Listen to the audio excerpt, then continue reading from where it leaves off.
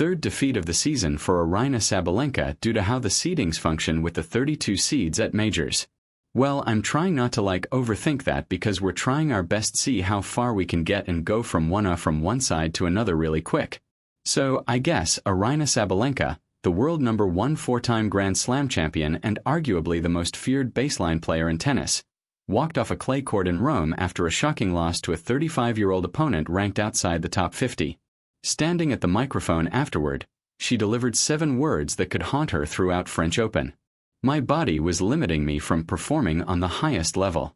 Just one day earlier at the Italian Open, Sabalenka had warned reporters that the WTA Tour had become so deep and dangerous that even a brief lapse in focus could end a player's tournament. She was absolutely right. She simply did not realize she was describing her own situation. Meanwhile, a 20-year-old left-hander from Manila continued sharpening her clay court top spin adjustments under the guidance of the architect behind 14 Roland Garros titles, quietly preparing for a moment that suddenly felt much closer than anyone expected. She heard every word. What people need to understand about Aryna entering French Open is that this moment was fully earned. She did not receive a wild card and she did not have to battle through qualifying rounds. For the first time in her professional career, her name appeared directly on a Grand Slam main draw entry list with no asterisks attached. A milestone that confirmed her rise was no longer based on potential, hype, or special invitations, but on ranking and results alone. Even more dangerous for the rest of the field. Aryna arrived in Paris after spending weeks at the Rafa Nadal Academy working closely with Tony Nadal, the mastermind behind 14 Roland Garros titles, making technical adjustments specifically built for Parisian red clay. That is now the player connected to Aryna Sabalenka's warning about the growing danger and depth of the women's tour. Whether Sabalenka intended it or not, her comments suddenly sounded less like a general observation and more like a description of the threat rapidly forming across the net.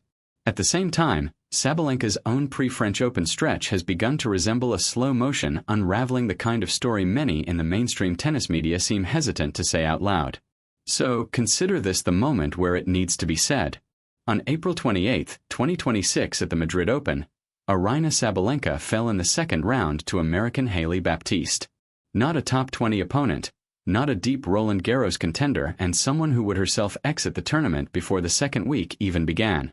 Then on May 9 in Rome at the Italian Open, Sabalenka was eliminated in the third round by a 35-year-old ranked outside the top 50, citing her body as the reason she could not perform and she did not appear for her post-match press conference. Her coach, Anton Dubrov, had already admitted to the media that the team completely altered their pre-French Open preparation this year because, as he put it, the last 3 trips to Paris ended with Sabalenka arriving physically compromised. 3 straight seasons, 3 straight years of arriving at the one major she has never won, already not at full capacity. And then in the middle of this collapsing clay court spring, at the same time, she stepped in front of a microphone and told the world that the tour had become so deep that losing focus for even a second was now fatal. The press nodded politely, but inside the locker room, players heard something very different. Because in that same narrow window where Aryna Sabalenka was exiting Rome early and publicly citing her body as the limiting factor, one specific player was building a completely different kind of momentum on the same clay. And on May 5, 2026 at the Italian Open, Alex faced Magdalena Frech in the first round. Aryna opened with a dominant 6-0 first set, a statement-level demolition that immediately set the tone of the match. The second set slipped away 3-6 as momentum briefly shifted, testing her composure under pressure, but she regrouped and closed the third set 6-4 to take the win in 3 sets. It was the first clear piece of evidence that she could absorb disruption and still finish matches on her terms 4 days later. In the second round on the next round, Wang Xinyu seeded 31st in the tournament and an Olympic silver medalist who had already beaten Alex before arrived as a clear test of whether this run was real or just momentum. But Aryna didn't scrape through it or survive it. She solved it. A straight controlled 6-4 6-3 victory efficient and authoritative from start to finish with no extended drama to distort the message. By then, the crowd in Rome, a crowd that had barely known her name days earlier, had started chanting it. And if you step into the perspective of Aryna Sabalenka at that point, the contrast becomes unavoidable.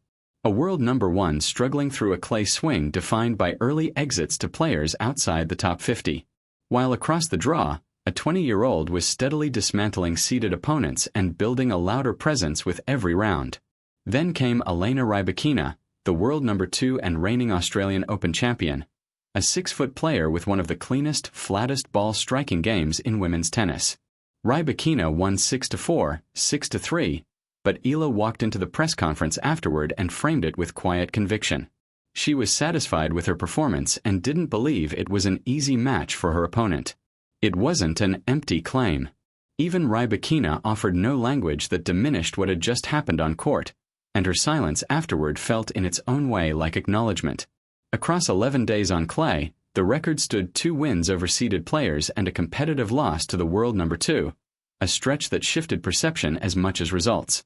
From Monday through Saturday in Rome, Aryna saw her live ranking climb from number 42 toward the high 30s. A trajectory that no longer looked like a short-term surge, but like a pattern that had been forming since Miami Open that it traces back further. Still, the clay experiments of early 2026 and the point where she stopped treating Grand Slams as opportunities and started treating them as destinations she believed she belonged in. That shift is what gives weight to everything unfolding now. And it is also what gives context to the warning from Aryna Sabalenka, which suddenly feels less like abstract commentary on the depth of the tour and more like an indirect measurement of the generation arriving behind her. Fans who have followed Aryna from qualifying draws and lower-tier events recognize the change before the rankings ever confirmed it. Even elite observers can see what the scoreboard is only now catching up to. A player transitioning from prospect to presence. And now as French Open approaches, the final detail sharpens the narrative. In Ayla's corner stands Tony Nadal, the coach who helped shape Rafael Nadal's 22 Grand Slam titles, bringing with him the kind of clay court structure and discipline that is designed specifically for Paris. 14 of those Grand Slams came on the clay of Roland Garros. Tony Nadal did not build champions through talent alone, but through obsessive technical precision, refining grip pressure, net clearance, and top spin angles until clay courts became something a player controlled rather than feared. He spent decades applying that philosophy to one player. The fact that he is now working directly and actively with Ayla tells you something the rankings alone cannot capture. According to reports from her camp, Tony Nadal has been focusing her development on the small but decisive details that separate clay court survivors from true clay court contenders. Higher net clearance, heavier topspin, and above all patience, the ability to construct points rather than rush them. The willingness to build a point over 6, 8, even 10 shots rather than reaching for a flat winner on the third ball is the tactical DNA of 14 Roland Garros titles being transferred shot by shot into a 20-year-old left-hander who has already beaten a world number 3 at a major. Ayla has described the experience in almost overwhelming terms the way most players might describe winning a lottery. And when pressed to explain what the coaching sessions actually feel like, she admitted, "I lost my mind." When the architect of modern clay court dominance produces that effect in real time, it signals a shift that the rankings cannot yet fully quantify. Tony Nadal bringing that methodology into her development means something very specific. The gradual conversion of instinct into structure and aggression into patience. It is about constructing points instead of finishing them too early. About extending rallies with intent rather than urgency, and about learning when not to strike as much as when to strike. French Open begins on May 24th with the draw ceremony set for May 22nd. The Strasbourg tune-up event where Ayla is competing as her final clay court preparation closes out this week, and already the bracket conversations have begun across tennis media whether she could land in the same quarter as Aryna Sabalenka. But if that happens, and if Sabalenka arrives in Paris carrying the same physical uncertainty she described in Rome where she said her body was limiting her from performing at the highest level, then the potential matchup becomes one of the most anticipated women's matches of the year. But the significance extends beyond any single draw scenario. What Ayla is building through this clay swing is starting to feel like a broader argument. Not just about one player's rise, but about a shifting geography of women's tennis, where new contenders are learning to impose structure, patience, and clay court discipline at the very top of the game. Southeast Asia has never produced a Grand Slam contender. The WTA has built its modern narrative around players from the United States, Eastern Europe, Kazakhstan, and Poland. But it has never told a story quite like this one. A Filipina rising on merit, reaching Roland Garros through ranking alone and doing it under the guidance of the man who once shaped the king of clay. Aryna is no longer being treated as a feel-good sidebar. What is unfolding is the sport expanding into territory it has never fully occupied before, both geographically and competitively. Even the WTA's own editorial framing as early as March 2025 began to link the rise of Aryna Sabalenka with Ila's breakthrough runs, subtly tying two very different career trajectories into a shared narrative of a shifting tour. That connection has only intensified over the past 14 months from Miami to the early clay events, then into Strasbourg, the draw in Paris, and now the red clay of Roland Garros. Every match from this point forward carries added weight, not just for rankings, but for what it represents in the broader structure of women's tennis, as one observer put it. I think she's committed to it. And what she's showing is she's always had this tennis within her. And then the timeline sharpens again. April 24, 2026 at the Madrid Open. Second round, Elise Mertens, the 19th seed and a seasoned veteran, steps onto the opposite side of the net. A player Aryna had every reason to believe she could compete with ended up producing a scoreline that was anything but competitive. 6-2 6:1 it was over in under an hour. A match that stripped away any illusions about where her level stood in that moment. There are two ways a player responds to a loss like that just 11 days before a major clay court tournament. The first is to protect the ego, to search for explanations, to soften the result, to wait for time to dilute it. The second is to go straight back to the source of the work, to the person who understands clay better than almost anyone, and ask uncomfortable technical questions. Ila chose the second. Within 48 hours, she was back on the practice courts at the Rafa Nadal Academy, rebuilding patterns rather than defending confidence. 11 days later she opened her run in Italian Open with a 6-0 first set, a direct response written in scorelines rather than words after her run in Rome, and following the loss to Elena Rybakina she posted a message on Instagram that captured her mindset in a single line. Rome heard me this time. It wasn't framed as a complaint or an excuse, it read instead like a declaration, a quiet statement that something had shifted and that she intended it to stay, that the city heard her and the next stop on the calendar is Paris, where everything that has been building on clay now converges under the most unforgiving spotlight in tennis. Aryna Sabalenka warned the tour that losing focus for even a single second on clay can end a tournament instantly. In Rome, that warning became reality in the harshest possible way. An early exit against a 35-year-old opponent ranked outside the top 50. A loss that didn't just disrupt her clay season, but exposed how thin the margin becomes when physical rhythm and timing are even slightly off. Across the same stretch of weeks, Aryna has been building a completely different trajectory. Not through noise or prediction, but through results that are starting to stack into pattern. 2 wins over top 50 opponents in Rome. A competitive loss to the world number 2 where she still managed to impose stretches of control. And behind all of it, a technical and mental restructuring guided by Tony Nadal, a coach whose entire reputation was built on turning clay into a controlled environment rather than a chaotic one. That the foundation for that work traces back to the Rafa Nadal Academy, where Ila absorbed the kind of clay court education that is not about highlights, but about repetition, higher net clearance, heavier top spin, point construction over urgency, and patience as a tactical weapon rather than a passive. That shift became especially visible after Madrid, where she suffered a heavy 6-2 6:1 defeat.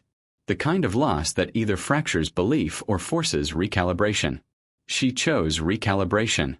11 days later in Rome, she opened matches with authority, including a 6-0 first set that immediately reset expectations inside the draw. From there, the response wasn't emotional, it was structural. The crowd began to recognize her not as a name passing through the tournament, but as a presence shaping it. Now the calendar tightens. Strasbourg serves as the final tune-up, the last layer of match rhythm before the main stage. Then comes the draw ceremony, where everything becomes geometry: quarters, pathways, potential collisions, and then the red clay of Roland Garros, where reputations are not discussed but tested point by point. Aryna Sabalenka may never need to acknowledge Aryna directly. That is not how these narratives usually work at the top of the game, but the bracket does not operate on commentary or media framing, it operates on placement. It assigns names to paths and paths to consequences. And this is where the underlying tension of the moment sits. What Ilya is building is no longer just a run of form or a promising clay swing. It is becoming a sustained argument about readiness at the highest level. The ability to absorb a heavy loss, return to structure within days, and translate technical adjustment into immediate competitive output. That is what makes this pre-Paris stretch feel different. Not just the wins, not just the rankings movement, but the consistency of response. The pattern is no longer theoretical. It is repeating under pressure. The mainstream tennis press has not fully locked onto it yet in a unified way, still treating each result as isolated. But those who have followed her since Miami 2025 are no longer watching isolated matches. They are watching a system take shape, one that is arriving in Paris not as a storyline, but as a developed competitor with a defined identity on clay. They saw Tony Nadal's involvement for what it was long before it ever became a headline.